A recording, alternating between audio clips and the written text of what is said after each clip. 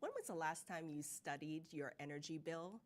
This week, we're going to dive into a fun Halloween themed for CG Hour, talking about the horror stories of energy billing, both from a consumer perspective as well as from a retail energy perspective.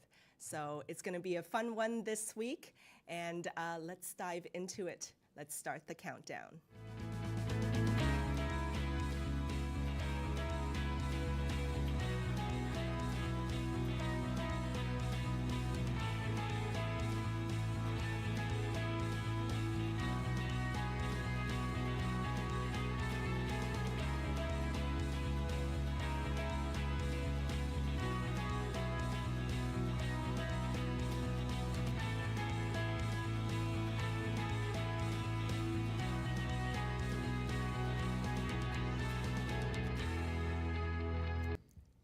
Welcome to the CG Hour, where every other month we come to you featuring experts as well as leaders talking about the latest hot topics in technology and business. My name is Fanny Dunnigan. If you are new here, we are coming to you live from LinkedIn as well as YouTube.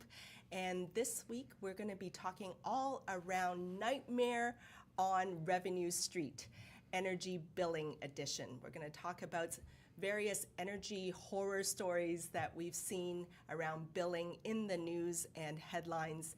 And we have energy and utilities experts here to shed some light on that, to give us their advice, their perspectives, as well as their insights. So for those of you tuning in live, be sure to introduce yourself in the comments of the feed and let people know where you're tuning in from. Let us know where you're tuning in from. Introduce yourself and use this opportunity to network with other people in the comments so that you can build your network as well.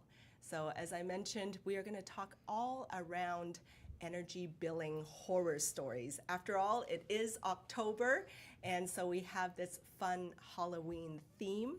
We're going to do it a little different here because, as you can see, we are in a different set. We're going to be highlighting a variety of energy billing headlines that have been in the news, and then getting our experts to shed their insights and perspectives. So I want to introduce to you guys our experts here. We have to my right, Tanya Shepard. She is the Senior Vice President of Utilities and Energy at CG Infinity. Welcome, Tanya. Thank you, Fanny. Thank you for having us. It's such an honor to be here, and we're very excited to talk about it. I come to this space with 20 years of experience managing software for the deregulated energy space, and have seen quite a few horror stories over the course of my career. Yes, ties into our Nightmare on Revenue Street theme. And then welcome to Molly. Molly, she is the Principal of Utilities and Energy at CG Infinity. Molly, tell our audience a little bit about your background and your expertise. I have 18 years experience in the energy industry, specializing in back office operations, specifically a lot of billing. Yeah. And I bring a unique perspective because I have experience in the utility sector as well as with energy retailers.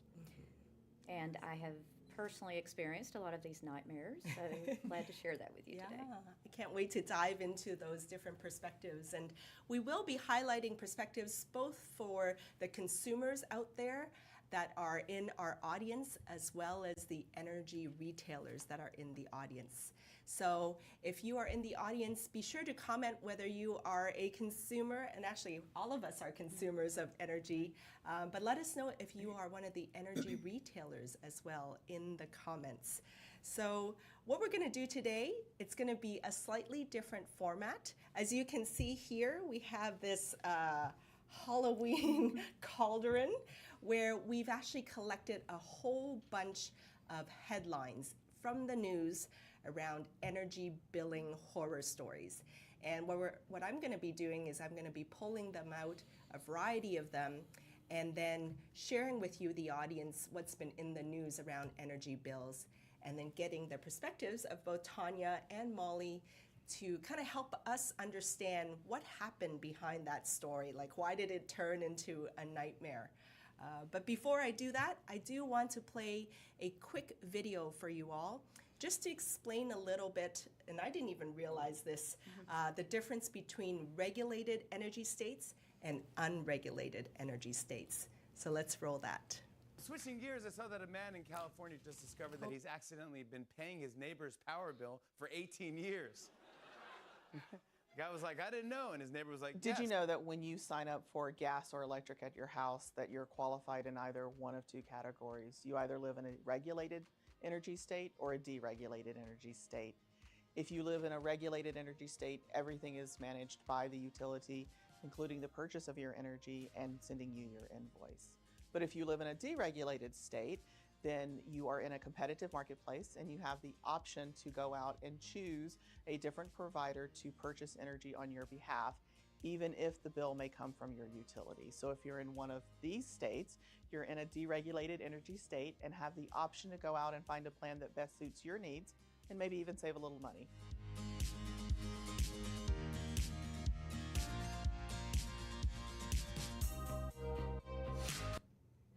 So this is super interesting. We wanted to play that video for you so that you can get some context around regulated versus non-regulated. So I want to welcome some of the people in the feed. I see Yolanda tuning in from Frisco, Texas here, as well as Sonali, Matthew. So thank you for joining us live on our feed here. So I am going to get started and reach into the cauldron to find one of the headlines or clips. Okay. So the very first one, we want to play for you a clip that we found from Jimmy Fallon, The Tonight Show. It's around energy billing. And so let's roll that right now. Switching gears, I saw that a man in California just discovered that he's accidentally been paying his neighbor's power bill for 18 years. The guy was like, I didn't know, and his neighbor was like, yes, I also didn't know. Now, if I'm the one that didn't have to pay the bill, I'd be happy, right? But what do you think kind of happened there where somebody had been paying for someone else's bill this whole time? Like, Molly, what was that context of that? Or why would something like that happen? In this particular situation, it seems to be human error. And this probably occurred at the time the meter was set, whenever the meter and the location were aligned in the system. Back before we had automated metering technology, which now transmits your reads, basically meter reading was a manual process. So this could have been caught earlier if a meter reader had verified the meter number in his handheld device matched the location, which was usually a standard process that a lot of utilities used in meter reading. But while we'd like to say technology can solve everything, it can't solve for human error. Right. And then that customer that wasn't being billed, he didn't say anything or she didn't say anything, Exactly. right? They just kept quiet and probably got a zero bill, right? Yeah. Could who have, or it knows? could have been swapped. I mean, he could have been paying, for They- this guy's electricity. There's a good chance in this situation, each apartment building, because this was an apartment building, was paying the other's energy bill without really knowing it. Yeah. And it's really hard, or there are ways that consumers can self-service and validate how to ensure that they're paying the proper bill. Right. Yeah. There's a bit of that kind of self-initiation too, right? From a customer perspective, then, how would we even know that there's an error or that we're being billed for the customer's bills versus our own? Are there any kind of checks and balances that we can kind of look for? Well, I think as consumers, we do bear some responsibility to verify that our bills are accurate. I think, you have to take a look at it, your bills, and say, is this in line with my behaviors? Is it in line with my expectations? It's a good idea to talk to your neighbors and decide, do my charges seem logical? The differences in my charges and my neighbors. Do they have a pool and I don't? Do they have different behaviors, a lot of electronics that I don't have? And then I think too, I have seen this happen, is that you could go so far as to verify the serial number on your meter matches the one on your bill. Ah, that's a good tip. Right, and I have also heard of people who will read their own meter around the scheduled date and then compare their bills to their own readings. So be more proactive. Don't just rely on what's on Right. that piece of paper or online. I will tell you that recently we were having issues with our water bill. It suddenly doubled in price. And my husband's going, "This seems weird. I don't know what's going on." He happened to catch the meter reader as they were walking through our neighborhood to read our water meter and ran outside and said, "Hey, can you tell if it's actually registering water usage right now? Because we have nothing running in the home. We're not doing laundry, we're not doing dishes, we're not cooking anything, no one's using the bathroom, no one's in the shower. Does it still say we're using water?" And he goes, "Yes, it sounds like maybe you have a leak." And so sure enough, we did. Oh, that's a good catch. Yeah. Right? Oh.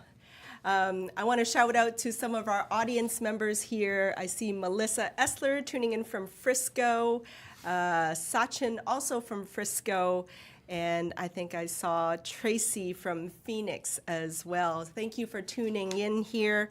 I also want to kind of touch on another headline. So let's dive into the cauldron. And then while we're doing this, those of you in the audience, share with us if you've had any kind of energy billing horror stories or mistakes that you've caught. Share with us in the comments, and and any questions you might have, and we can bring that up as well. This one. Okay. This one is related to Dominion Energy. The headline is, "This is ridiculous. Dominion Energy customers receive no bill for the past several months." And the reply there was, "If a customer notices a $0 balance, it is likely their electric meter is collecting details about their energy usage, but is not properly relaying the data to Dominion Energy for billing purposes." So this was a headline from Norfolk, Virginia. So Molly, from your perspective, what are possible reasons for that happened? Well, this clearly was a utility issue, and if I recall correctly, one of the customers was new construction, and the utility did say that they were having some issues with new construction and getting the bills out. I can think of several reasons why a bill would be delayed or incorrect, but for one, main thing is the meter transmitting the read data. So without a read, you can't generate a bill. And then there's other things such as, did the read fail a high-low quality check by the supplier or the utility? If the usage is an outlier, then typically it will be investigated before you would issue the customer's bill. The other thing from a supplier perspective is the utility getting the read to the supplier in a timely manner. And then again, on the supplier's part, they have to turn around the charges and send them back to the utility within a designated bill window. If that bill window is missed, then the charges do not go on the customer's bill. And they will see the charges on the next bill and probably have 2 months worth of service. Gosh. We have a good question there, just around electric meters, actually. Maybe, Tanya, you can reply to this. Yolanda asks, are electric meters read remotely, or are they still kind of manual? It depends on where you live. I will say that in some remote areas, there are still some manual readings. So the evolution of time of meters has been that someone had to physically come out and read a meter every month, and then they got to, well, we can broadcast our meter reading, but it only has a certain radius. So then you started seeing trucks drive around the neighborhoods to collect the meter reads to give back to the utility. And now with technology, we can get those almost in real time. About every 15 minutes, we can see what a read is. But that technology depends on if the utilities and the grids have invested in that infrastructure or not. And so in more rural areas, that maybe not has happened yet. So it can really vary, state can to state, definitely city vary. to towns, all that. Yes, definitely. And hence all the different All the different problems. that can pop up, Yes. right? Right. Now, I know from your experience, Tanya, there's also like external forces that may affect energy billing outside of those things. Yes. So even if the utility and the retailer is doing everything that they should, let's take July's CrowdStrike event that happened that affected not only the utility industry, but every industry that had Microsoft. Oh my goodness, And yes. we helped clients try and get back online. So there were some that were down maybe a half a day. There were some that were down for a couple of days. And that's not only unique to us, but it's unique to everybody else. So for that time that you're down, that's lost time. You have to figure out how to make that up and where to make it up. And so does that mean that you can gracefully like manage that within the next day's business? Or do you have to ask people to work extra hours and run systems over weekends to get caught up? Even bigger event happened in 2018 when one of the key players in the industry had a cyber attack and went through ransomware. And they were a major player in that not only did billing and EDI for retailers, but they did a lot of the market messaging and the transactions and sending of usage to suppliers on behalf of the utilities. And they were down for over a week. Can you imagine what the recovery time is to try and catch up for a week? Oh my gosh, yeah. It was very painful. Yes, and I personally lived that nightmare. I was working with a retailer at the time, and it was a huge cleanup effort. It required a lot of extra hours on the part of myself, on my team, because there were so many transactions. There was this backlog. We had to have 24-hour processing going so as not to overload the system. And then that also involved having a person around the clock to kick off those processes. Even years later, we were finding transactions from that time period that had not been Years posted. later, wow. Yeah. Yeah, I know in that story, they were saying that once the account did bill, Dominion wasn't going to make them pay for anything that was backdated beyond 150 days. But from the energy retailer perspective, right, they're losing revenue, right? Yes, So definitely. tell us a little bit about that. What are the impacts to the energy retailers when all these billing errors go wrong? Obviously, lost revenue is one of them because from a customer perspective, there may be regulatory rules that say you can't bill them past a certain point. Sometimes you may do it for customer satisfaction purposes. You're also having increased costs by the extra staff you have to bring on or asking people to work overtime and having to pay them. In the case of the cyber strike in 2018, it actually forced regulatory change where energy companies had to put down a larger sort of bond in order to even operate in the market. And so if you don't have the funds available to support that, then you have to exit the market.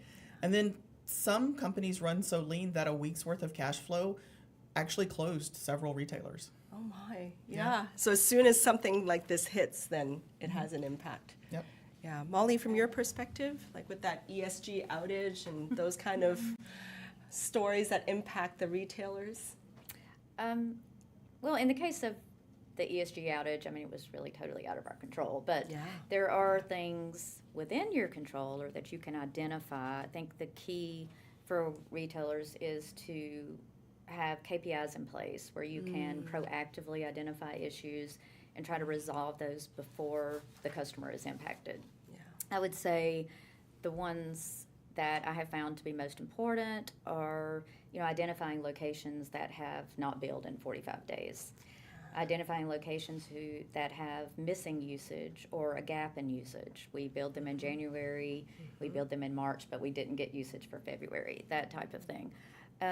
There's also, the quality high-low checks, as mentioned before, looking into those outliers when usage just doesn't seem correct. There's also round-trip controls you should do as far as reconciliations, looking at, I sent X amount of bills and X amount were delivered. I received X amount of usage transactions and I billed X amount of locations. And then, there's also the read to bill time frame, which I don't think a lot of retailers put a lot of focus on. But you want to turn around that bill as soon as you can after you receive the read. I have a personal situation with that, a water bill like Tanya. before, and I got this huge bill when I started looking into it. We had a leak, but when I looked at the bill, the read was almost a month earlier. So I didn't have an opportunity to get that corrected before I got another bill Oh with my. those Yeah. charges. So Gosh. Any other best practices you would kind of add to that, Tanya? I think you also want to look at continuous improvement, right? As new issues are going to pop up as rules change, as regulatory rules come out, changes of how they're going to communicate data. And so as you find those new issues, make sure you're adding them to your checklist of KPIs and quality checks. And if something, if Molly has said this before, if you have a metric that you're tracking and it shows up as 0, or you have an exceptions that you're looking at, it's showing up as 0, don't just assume that everything's going well. Look into it and validate it. Yeah. have sanity checks on your process. 0 and just it's means it accumulates and then you get more the next month, right? Right, exactly. And then Yeah. look, as Tanya meant about continuously refining, the KPIs that you put in place years ago may not be relevant today or may not be accurate. So continuously evaluate those. Got it. Yeah, we have a great comment from Rebecca in the feed. KPIs are our friends. They tell us where peaks and valleys are, Yep. right? One of our audience members shared they live in a 1,200 square foot apartment and were shocked by a $400 monthly bill during the summer and winter. Wow. Yeah, so it really adds up, right? Yeah. And so it's just really getting to know and understand these kind of peaks and being aware of it and following up. So let us know any other horror billing stories that you have out there in the audience. But in the meantime, we want to share with you a event that CG Infinity is going to be hosting called the Energy Leader Roundtable. It will be on November 12th in Houston. Tanya, tell us a little bit more about what this event is.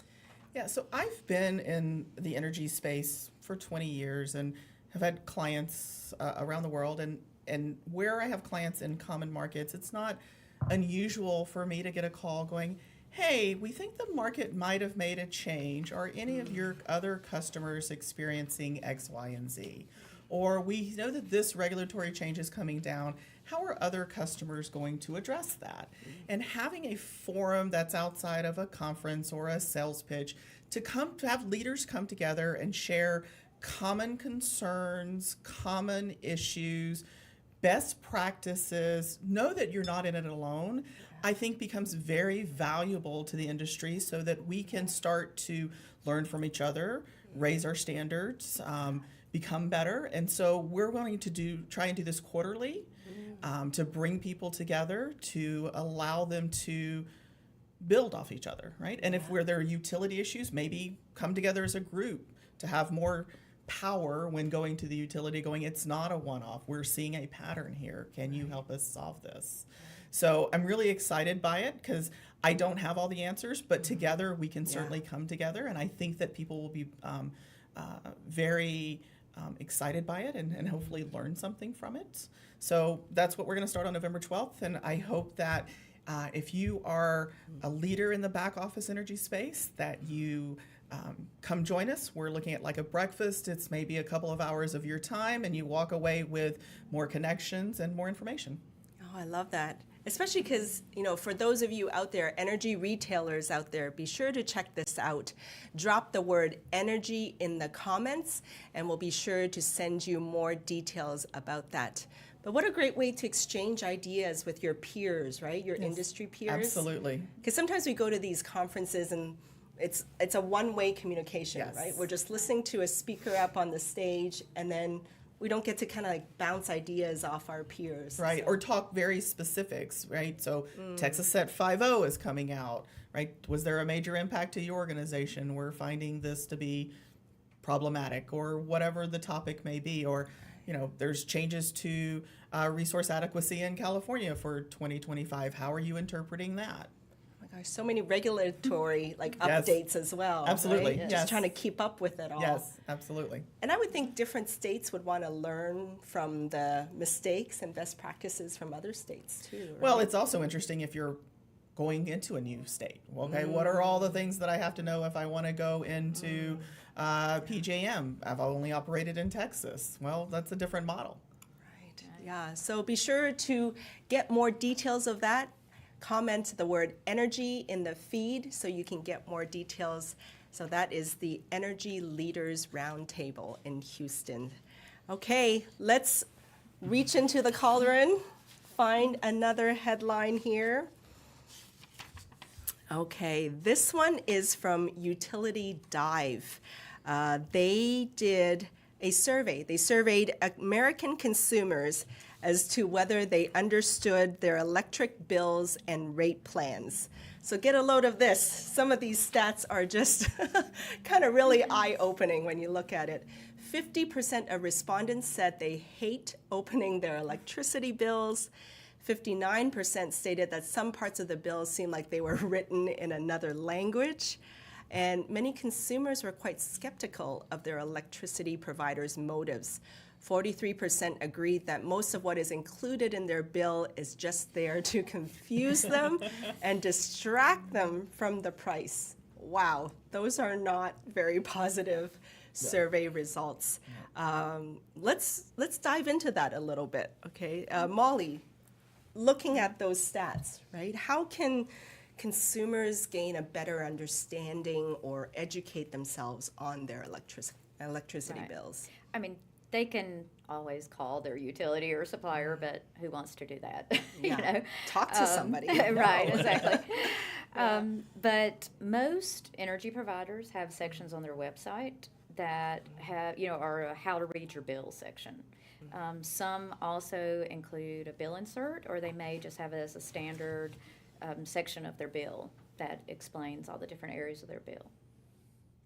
They also, I get mine via email, and within that email, it's if you want more information about your electric bill, click here. So it's a link that will take me directly to the website. I've seen energy retailers also provide out what appears to be a custom video walking that person through their charges for the month, which I think is kind of a cool experience. Yes, yes. So the more that energy retailers can educate their consumers, I think the better that relationship is. Yep, Right? I agree. Tanya, you mentioned a little earlier about just the customer experience, right? That Yeah. energy retailers can provide. Yeah, Talk a bit and more.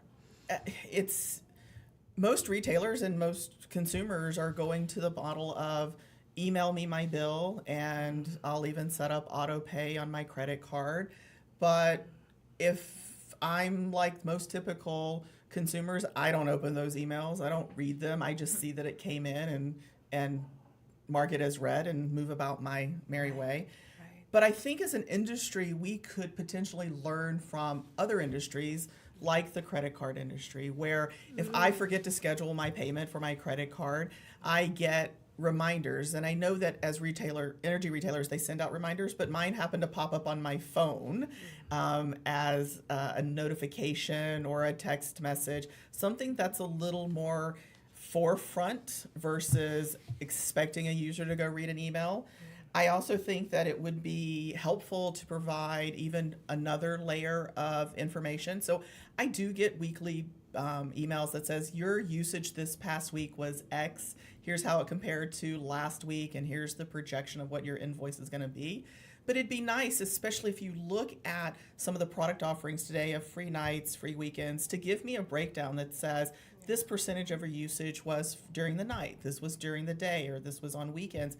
Because I just recently had to renew my energy contract, and I wanted to try and figure out which one gave me the best savings. So I'm not a typical consumer, let's face it, but I went online to my energy provider and downloaded a year's worth of interval data, which is available to me, put it into a big spreadsheet. It was not fun, but broke it down into day versus night, weekends versus weekdays, and then started comparing them to the rates that are available and what those charges are to figure out what my expected yearly amounts would be to decide the best plan for me. So it would have been nice if I'd had that information broken down just a little bit for me to save me a couple of steps. Because when you look at these plans, you think, oh, great, free weekends, sweet, right? That's got to save me money. Well, in reality, it doesn't always, because the price you're paying for the weekdays is greater than what you would pay if you were paying for every hour of the day. Oh my. See, like, and then I think me as an average consumer, I wouldn't know to even go into that elaborate Exactly. research, right? Yeah. Molly, any additional tips you would kind of have for our audience here in terms of just kind of maybe optimizing their usage or doing better research? Yes, I mean, most places, providers do offer today what, Tanya mentioned. Like, I get one, I think it's a mid-cycle consumption. But really, I think if you just monitor what's really happening and take a look at your behaviors and different things, that will help a lot. Got it. I see a comment here from Jim Smelly in our audience. His energy company sent a note to customers saying it wasn't going to explain its new rate increases because it didn't want to confuse people. So the actual rate change is several clicks into their website. So it's almost like they were purposely not Right. being transparent. Have you ever read the energy facts label that comes with your plan? No. Did you know that? So every plan, every product or offering out there has something called an energy facts label that's supposed to break down for you how much you're really paying per kilowatt hour, as well as what the supply charges are versus the transmission and distribution charges, which are dictated by the PUC and the utility. And you almost have to have a law degree to understand it, or deep understanding of the industry. And there are times where I've had to read some a couple of times, more than once, And you're to a professional. to truly understand it. So I can totally see where trying to explain that to the average consumer who just wants something as simple as I'm paying 10 cents per kilowatt hour it's not that easy. Yeah. No wonder some of those survey results, people felt like they were purposely being confusing just to kind of avoid that transparency. Now, Tanya, I know you have a story to share. I do. The dreaded pink slip. Yes. How did you end up with a pink slip? Yeah, well, so as I've stated, I don't always read my emails. Neither do we. Right, and We're all guilty. so it was at a period where I was really busy. I think it was right around the time I was getting close to my wedding date, and I was selectively reading emails, and had missed I didn't schedule my payment for my electric bill. I'd missed the reminder going, hey, by the way, did you forget about us? I'd missed the email that said, hey, you haven't paid your bill. And so part of the regulatory rules is that when they put you in this window of you have 10 days to pay before we cut off your power, they're obligated to send you a letter to your physical address, and it's on pink paper so that it smacks you in the face. So imagine my surprise when days before my wedding, and having a whole bunch of people in my house, I pick up a pink piece of paper going, holy crap, I've got to pay the bill. Yeah. Now, it wasn't that my credit card had expired because I don't schedule my payments, but it was just the fact that I wasn't paying attention. And so to the point back of being like my credit card companies. My credit card companies are able to pop up something on my phone because I have an app that says, hey, by the way, your payment's still overdue. That would have been way easier to get than the alarming pink slip that caused extra stress for me days before I'd my say, wedding. yeah, especially when you have guests in your house. Yeah, A full house, basically. Yep. Molly, do you see that much in energy retailers where they're getting into like text alerts and things like that that are outside of, because inboxes just get inundated, right? And we're all guilty of missing things in our inbox. But I do kind of always still look at text messages. Right. Are companies getting into the texting alerts? I think so, and I think a lot of providers have apps, and like Tanya said, if you have your notifications turned on, then you can get those notices. A lot of I know because I went through vendor selection at some points, a lot of the payment providers, will do that for you as well. I mean, you give them that information about when bills are due, and they can prompt the customer, it's time to pay your bill. And same thing with the text notification, a pay by text, if you just want to click on the text and make a payment from that. So Right. So this is a PSA for all of you out there. Go and check whether your credit cards are expiring on your energy bills, and make sure your email addresses are updated on your energy company's websites. Any other advice, Tanya, that like our consumers can, reminders that they should be telling themselves? Well, I would say that if two things. One, if you are absent-minded at times, like I can be, Guilty. right? Guilty, and you're not going to read your emails, Yeah. then definitely consider setting up autopay so that you can avoid that, because then you have less likelihood of it. If you are not setting up autopay because you are concerned about excessive bills one month and lower bills the next month, and maybe you're on a budget and so you don't want to have this fluctuation in how much you're getting charged every month, then reach out to your provider and ask them about something called budget billing, where it'll give you sort of a streamlined level amount every month, so you can, it's better for budgeting purposes. Oh, that's good to That's know. always an option as well. And I think to add or go back to some things we Please. were talking about, some responsibility in monitoring your usage. One of the things with budget billing or average billing is sometimes, and I will say I have been guilty of this too, you are paying the same amount every month, so you just don't even look at your bill. Right. But there is an accrual that's happening as far as your usage, and you're either usually under or over, but just keep monitoring that. Your usage could have gone way up, but your Yeah. payment has not. And it will when it comes time to true it up or recalculate. Yeah. So don't just rely on the fact that the bills are accurate. Like, do our own Yes. self checks. Right. Absolutely. From an energy provider perspective, right? Any kind of best practices you'd share around like how to avoid those kind of issues, especially around that credit card renewal kind of thing, right? Oh, well, Sending more reminders, maybe. For yeah, so I was going to say, I mean, retailers? there definitely should be a process in place that you identify, you know, that a credit card is coming up for expiration. Send a notice to the customer telling them this is happening.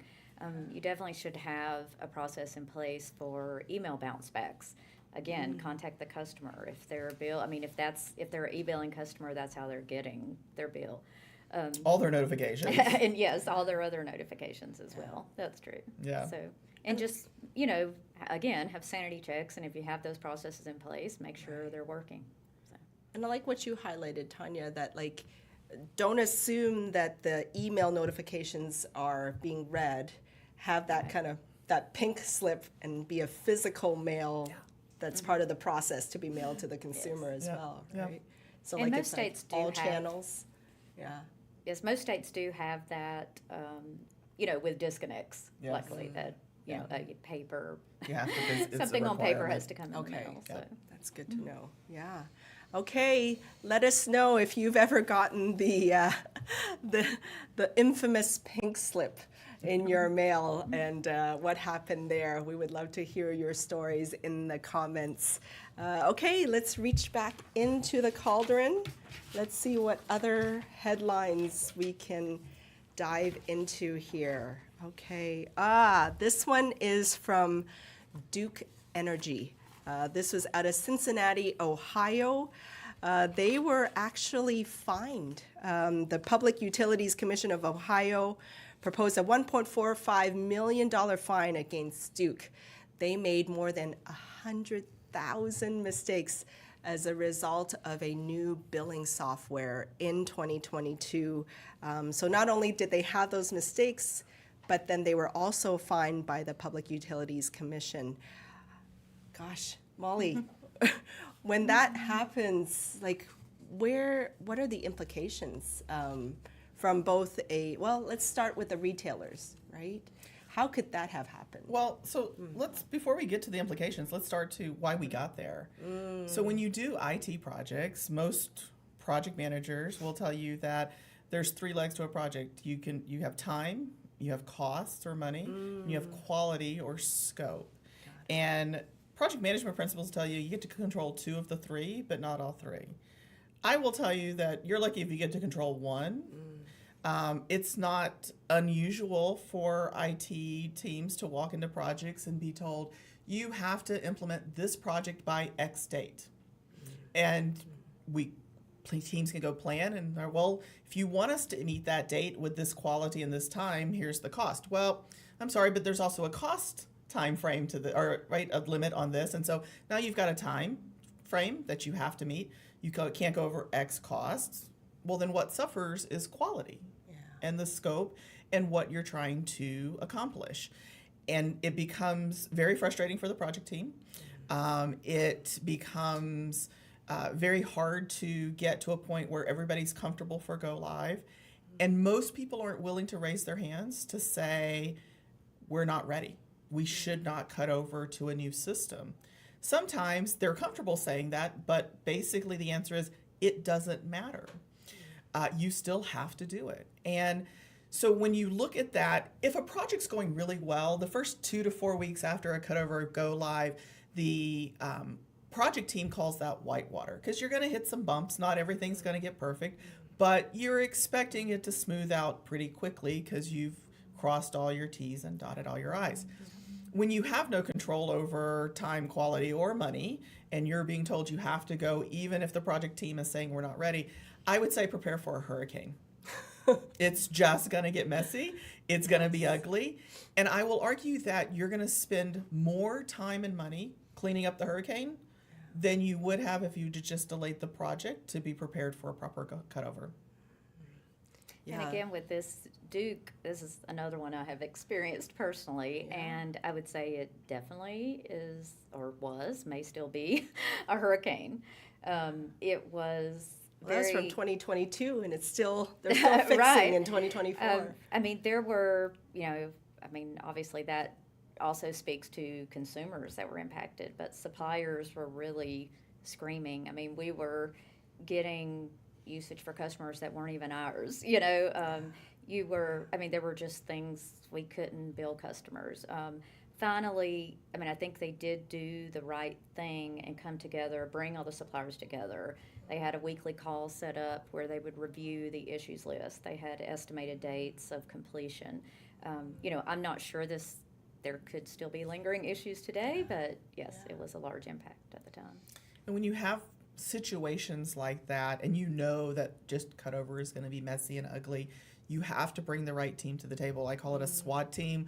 We sometimes call it setting up a war room. You want your business users that are experiencing and managing the pain to also sit alongside the minds and the analysts that can help determine root cause and figure out what's really happening, with the developers that can also make the change. And then once you've solved it for one customer, you are absolutely going to need to say, well, who else is impacted, and try and stop the repeated pain that comes from experiencing it for the next 5 customers or 1,000 customers or whatever the number happens to be.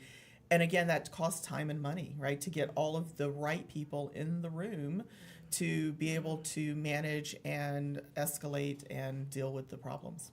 Yeah. I mean, it just to illustrate one of the stories they highlighted in there, a specific use case where they had two women with the exact same name. One was in Ohio, one was in Florida. And so just through a process of like having duplicate names and not clear fields, then one requested their power to be turned off because they were moving. So they turned off the other woman's power, right? So this kind of like this example, let's say this duplication in names, like how are some of the processes or things that should be in place to check for that? That may have been a bad data migration.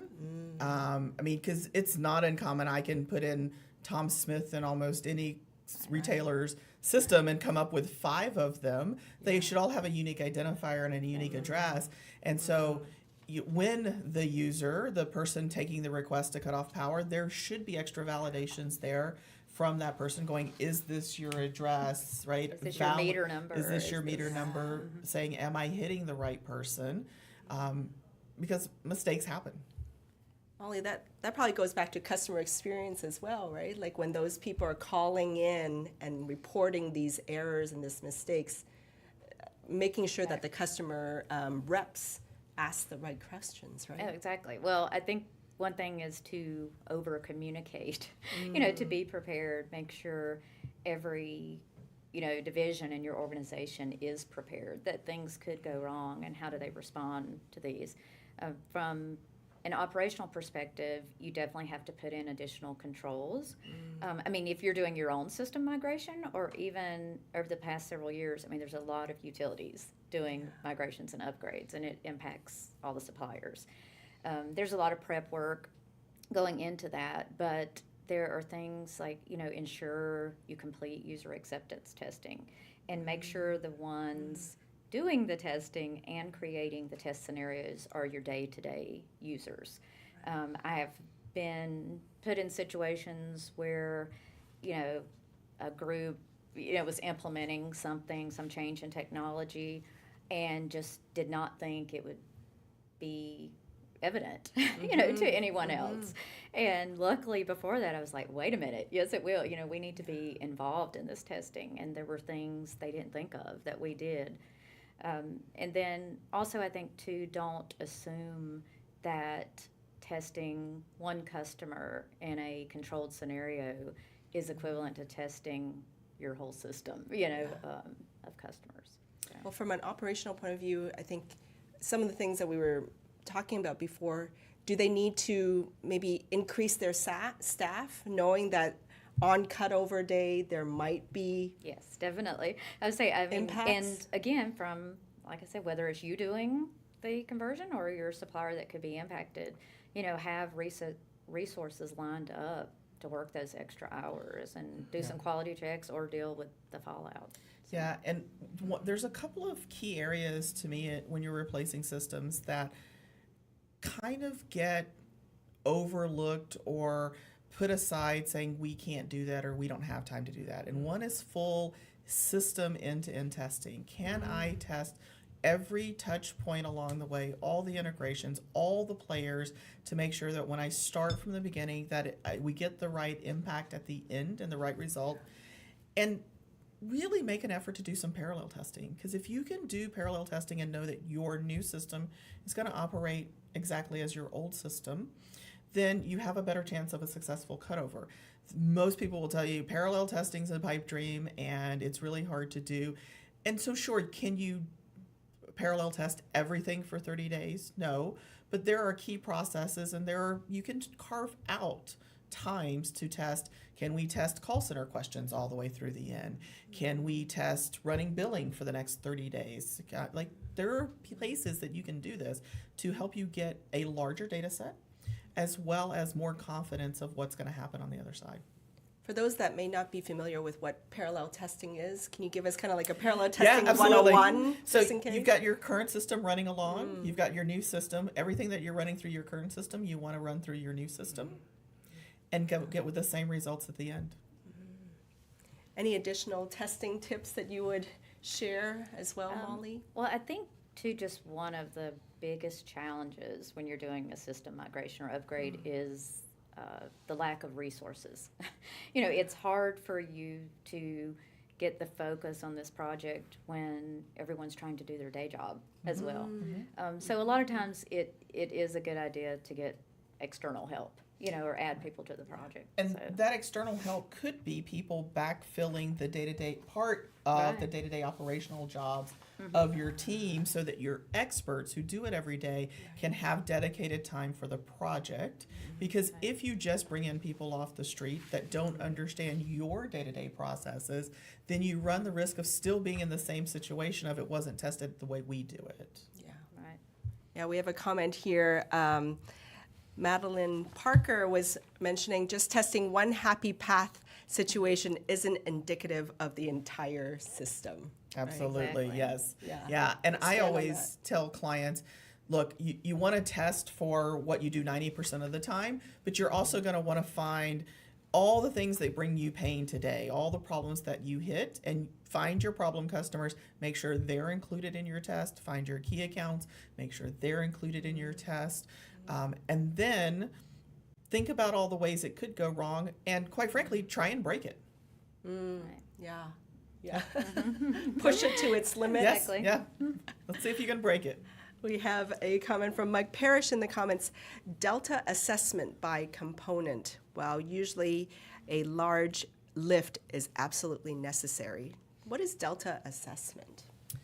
you want to compare what's happening between the old and the new system, and you want to compare it module by module or feature by feature or integration by integration to see if there's going to be a difference, right? Because we assume we as project teams make too many assumptions along the way, whether it's this should work, it's minor, shouldn't have any impact, I don't need to test it, or I'm going to assume that because this worked that everything else will work, or even something as simple as this person used this terminology, I know what it means to me, so it must mean the same thing to them. I'm assuming we're talking about the same thing, but we're not. Well, as we kind of like summarize here, Molly, do you want to kind of give the top 3 best practices that you would recommend to our energy retailers out there? Well, I think number 1 is KPIs. Like the viewer was saying, that's your friend. I mean, there's really no way around that. You know, you have to have the right checks and balances in place. Then also I'd say, be proactive. Try to continuously, like we said, refine your processes. What can we do better? And look at those types of things. So, and then with communications, over communicate. Let your customers know what to expect. And use simple language. Exactly. Right? Not confusing Yes. language. Make the information easy to access and that's understandable. And then Tanya, a summary of kind of your top 3 tips for retailers. Projects are always going to be harder, bigger, and more complicated than you're going to want it to be, than you expect it to be. Planning is not only about having alignment between IT and the business on the goal of the project. Are you putting in a project that meets a specific business function that the business problem that the business has articulated that they need solved? Are we all agreeing upon success criteria? Are we all agreeing upon time frame and duration? And properly plan for it. Understand the resource commitment that needs to be in place. Don't expect your people who are already working 40 hours a week, sometimes more, to try and do their current job to also then take this on without something falling through the cracks. And it's usually not the day-to-day stuff that falls through the cracks. So plan for giving them the space and time that they need to properly contribute to the project so that you have a better opportunity for success on the other side. Great. Well, I can tell already the consumers in our feed here, some of them didn't know about budget billing, so they're thanking you guys for that tip. And then one final question from our audience here. Sarajit was asking, as a commercial customer, what additional tips could you offer as far as like optimizing my spend? So commercial customers have unique product opportunities that a residential customer wouldn't. You can go as simple as, look, I just want a fixed price times quantity, so 12 cents per kilowatt hour or what it may be. But there are certainly demand response programs that say, can you reduce your energy consumption at peak periods? Some retailers and utilities will give you credits or financial incentives to do that.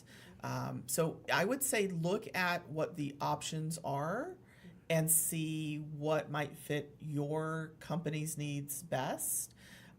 There are brokers out there that will help you shop multiple retailers when it comes to a commercial customer, and sometimes can get you unpublished rates. Oh, I think it's a hidden lot more, rates. it's a lot more competitive, I Yes. guess, in the commercial Yep. space, and that you should really do some competitive shopping. Yes, absolutely. Okay. So another tip for you commercial users out there, there are brokers, energy Yes. brokers Yes. out there that can help. Oh, I certainly learned so much just as a consumer here. Let us know kind of your key takeaways from this episode. Drop that in the comments below and be sure to connect with our experts. We have here Molly Gray as well as Tanya Shepard from CG Infinity. Be sure to connect with them on LinkedIn. And thank you, Tanya. Thank you, Molly, for all those insights and perspectives. It's really gave us a wide range of viewpoints. Thank you for having us. Thanks for It's having Molly and I talk about this all day Yes. with individuals. It's nice to be able to bring it to a larger audience. Yeah, it's been really eye-opening. I got to study my bill much more in detail, that's for sure. We can help you with that. Yes. So for those of you out there, be sure to tune in to our next episode of the CG Hour. It is going to be on Wednesday, November 20th. We're going to do even more deeper dives into the energy industry, and this time around the use of Salesforce as a software. So let us know how we did. Let us know whether you like this format where we're bringing in these different headlines and news from out there and then getting our expert perspectives as well as insights. So be sure to tune into that Wednesday, November 20th episode. And while we're kind of rolling out of here, I want to give a shout out to CG Infinity and their infamous tagline, "People First, Driven to Transform." They really live and breathe that motto. And we want to give you a hint of another show that CG does. It's called What's New, which is the hottest energy headlines out there. They break it down into digestible forms that we can all understand. Season 4 is launching on October 18th. So let's play that as our outro as we wrap up the episode. We'll see you next time. Bye now. Are you tired of scrolling endlessly through boring news? Wishing there was a way to stay up to date on the hottest energy and utilities headlines without falling asleep? Well, do we have news for you? Introducing What's New, your go-to news show for all things energy and utilities. And guess what? Season 4 is coming in hot on October 18th. Does this look familiar? Wasting your time with bland energy news that's drier than a desert. What's New is different. Hosted by Jonathan Goldstein and Lisa Jordan, we bring you the top energy headlines every Friday with a perfect blend of insight and humor. You'll be laughing while you're learning. It's the best way to stay informed. And the best part? It's available for free on LinkedIn and YouTube on CG Infinity's page. Who knew energy news could be this electrifying? Luckily, we have the wattage for it. That's right. No cost, no boring headlines, just top-tier energy news delivered straight to you with a side of fun. With in-depth coverage of energy trends, utility innovations, and industry analysis, you'll never miss a beat. Whether you're an expert or just curious, What's New is the show for you. But wait, there's more. Not only are our hosts informed and entertaining, but Season 4 also brings you even more surprises, fresh topics, and that signature What's New style that keeps you coming back for more. Mark your calendars because What's New Season 4 premieres on October 18th, and trust us, you won't want to miss a single episode. Every Friday, we're delivering the best energy news on the internet, completely free of charge. So what are you waiting for? Head over to CG Infinity's LinkedIn and YouTube pages, hit that follow button, and get ready for the most exciting season of energy news yet. What's New? The news that powers your world. We'll see you on October 18th.